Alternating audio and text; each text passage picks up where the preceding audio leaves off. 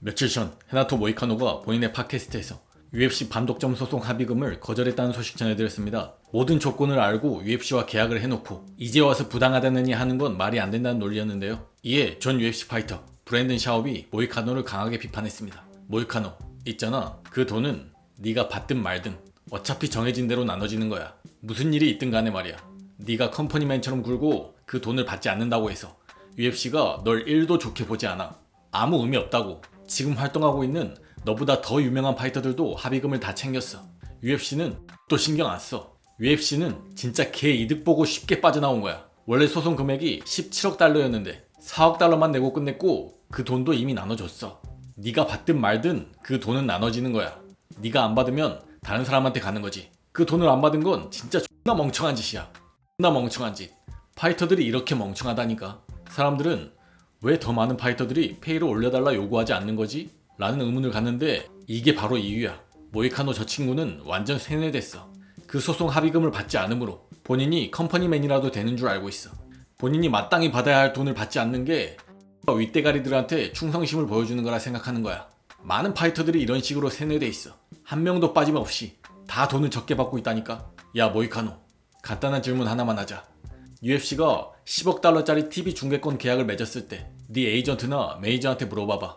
그 10억 달러짜리 계약에서 너한테 몇 퍼센트가 떨어지는지. 물어보기 싫으면 네가 얼마나 받는지 내가 대신 말해줄게. 제로야.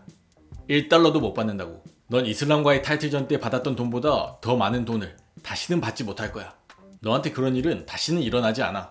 네 와이프는 임신 중이고 어린 애들도 있고 넌 절대 챔피언도 못 될 건데 20만 달러를 포기한다고?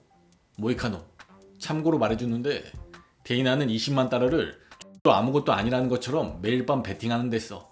그래, 모이카노가 돈을 안 받았네. 이 친구 좀 챙겨주자. 데이나가 이럴 거라 믿는다면 세상 물정을 모르는 거지.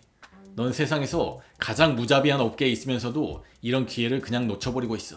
본인이 컴퍼니맨이라 생각하겠지만 이 회사는 너한테 또 관심 없어.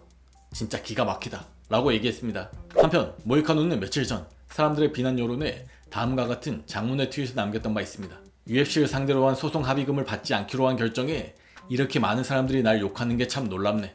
날 비난하는 사람들은 간단한 걸 생각해보지 않은 것 같아. 말이라는 건 계약서가 있어야만 의미가 생기는 게 아니라는 걸 말이야. 난 그 계약 조건에 동의했어.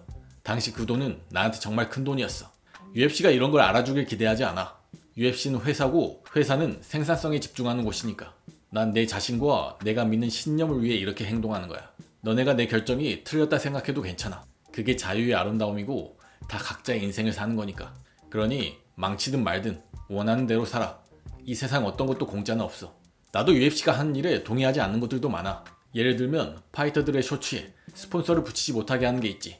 하지만 내가 계약서에 사인을 했을 때 난 그 조건을 받아들인 거야. 만족하지 못한다면 계약서에 사인하지 않으면 되는 거야. 독점은 법에 의해 만들어지는 거야.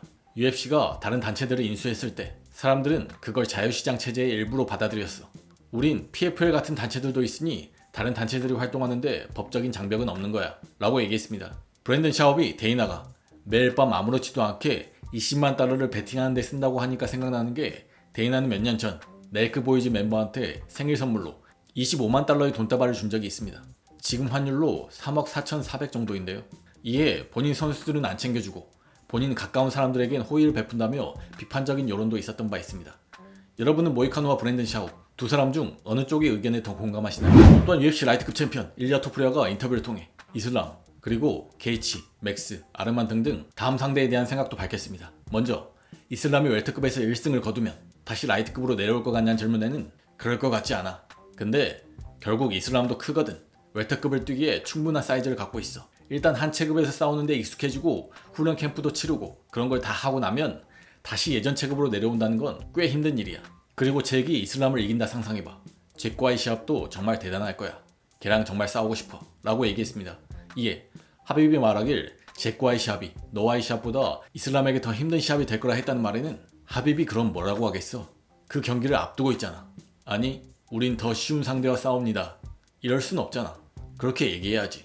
하빕은 현실을 알고 있어 라고 얘기했습니다. 또한 저스틴 게이츠와의 경기에 대해서는 저스틴과의 경기는 모든 사람들이 경기 시작하기 전부터 결과를 아는 느낌일 거야. 게이츠가 큰 차이로 언더독 평가를 받을 거고 경기에서 무슨 일이 벌어질지 모든 사람들이 알겠지. 물론 이 파이트 게임에서는 무슨 일이든 벌어질 수 있어. 근데 솔직히 알잖아. 내가 맥스랑 싸웠잖아. 근데 맥스는 게이츠를 KO시켰어. 그리고 내가 차로레랑도 싸웠잖아. 근데 찰스는 저스틴을 싸움 미션으로 잡았지.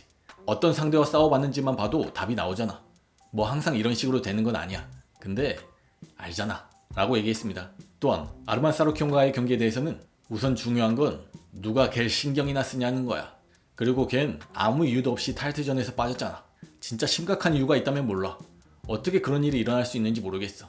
손이 부러지든 발이 부러지든 뭐 이런 일이 생기더라도 난 그런 상태로도 옥타곤 안으로 들어갔을 거야 라고 얘기했습니다. 또한 최근 맥스는 네가 BMF 벨트 갖고 다니는 거 별로 마음에 안 든다는 식으로 얘기했다고 하자 일리아는 그건 걔의 문제지 내 문제가 아니야. 난 걔를 KO 시켰어. 내가 KO 시켜버렸는데 어떻게 여전히 BMF 챔피언일 수가 있냐고. 난 경기 시작하자마자 처음 10초간 바닥을 가리켰어. 근데 걘 도망갔지. 그 후에 한 방 먹였고 재워버렸어. 근데 네가 아직도 BMF라고? 어떻게 그럴 수가 있는데? 당연히 바로 리매치는 안 되지. 걘 아마도 아르만이랑 싸우든가 해야 돼. 맥스랑 아르만이랑 붙고 패디랑 게이츠랑 붙어도 좋을 거야 라고 얘기했습니다. 이에 그럼 넌 싸우지 않고 기다리고 싶은 거냐 묻자 일리아는 난 상관없어. 난 그 시간에 복싱을 하러 가고 싶어. 복싱을 정말 하고 싶거든. 코너는 하게 해줬잖아. 나라고 왜 안 되겠어? 난 정말 복싱을 하러 가고 싶어 라고 얘기했습니다. 또한 일리아는 6개월간의 풀 복싱 훈련 캠프를 할 수 있게 해준다면 복싱에서도 세계 챔피언이 될 수 있다고도 얘기했습니다. 또한 UFC가 다음 상대로 누굴 줄 것 같냐는 질문에는 잘 모르겠어. 내 생각엔 UFC가 저스틴 아님 패드를 밀려고 할 것 같아. 아르만에 대한 얘기는 있지도 않아 라고 얘기했습니다. 또한 UFC 헤비급 챔피언 톰 아스피날은 오는 10월 UFC 321에서 시릴강과의 경기가 확정됐는데요. 오늘 본인의 유튜브 채널을 통해 각오를 드러냈습니다. 나랑 시릴이 드디어 계약서에 사인했어. 내가 알기론 이번이 나랑 걔가 매치업된 지 4번째야. 나랑 시릴은 거의 같은 시기에 UFC에 들어왔어. 걔가 나보다 약간 먼저 들어온 것 같아. 나보다 몇 경기 더 뛰었어. 처음에 우리가 매치업 됐을 때는 우리 둘 다 랭킹에 들기 전이었는데 걔가 거절했던 걸로 알아. 그 후에 내가 파리에 갔고 걘 스피박이랑 싸웠지. 내가 티브라를 이긴 후에 옥타곤 인터뷰에서 파리로 갈 거라 얘기했었거든. 맨 앞줄에 앉아 경기를 볼 거고 실광과 스피박의 경기 승자와 붙겠다고 했지. 그래서 파리에 갔는데 유감스럽게도 걔가 또 경기를 거절했어. 세 번째는 작년 이맘때쯤 내가 맨체스터에서 싸웠을 때야.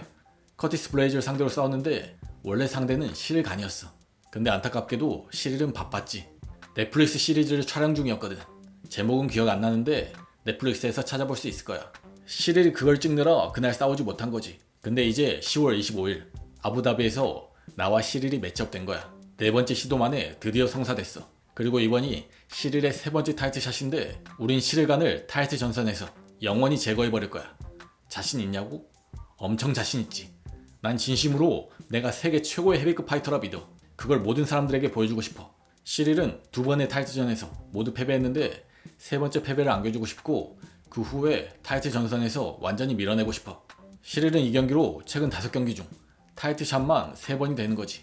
그냥 말 그대로 한 경기 이긴 후에 타이틀샷 받고 한 경기 이긴 후에 타이틀샷 받고 이런 거야 라고 얘기했습니다. 두 선수 모두 헤비급에서 가장 빠른 스피드를 가진 걸로 유명합니다. 톰이 시릴간을 타격으로 상대하려 할지 아님 은간누나 존조스가 보여줬듯이 그래플링으로 공략할지 궁금합니다. 또한 돌아오는 일요일에는 아부다비에서 UFC 파이트 나이트 이벤트가 있습니다. 브라이스 미첼은 벤더급 전향 후 사이드 누르마고멘토프와 맞붙을 예정인데요.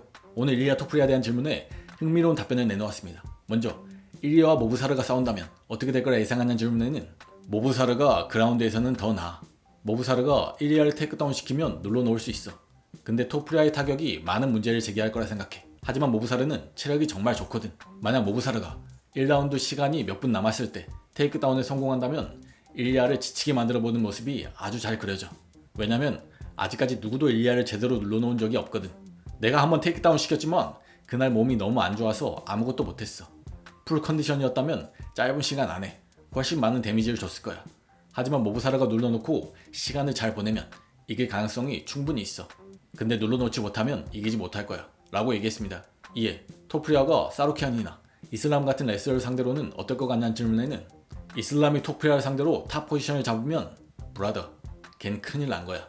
근데 토프리아가 마카체프보다 더 펀치가 세고 정교하잖아. 그래서 KO 승이 엄청 많은 거지. 그리고 아르만이 일리아를 테이크다운 시킨다면 걔도 잘할 거야. 근데 일리아가 정말 잘하는 건 어떤 공격을 날릴지 잘 선택하고 체력도 낭비하지 않는다는 거야. 체력을 정말 잘 관리해. 근데 걔가 못 이길 파이터는 아니야. 진심으로. 내가 그날 걔 눈을 멍들게 만들었거든. 그때 팔에 힘도 없었어.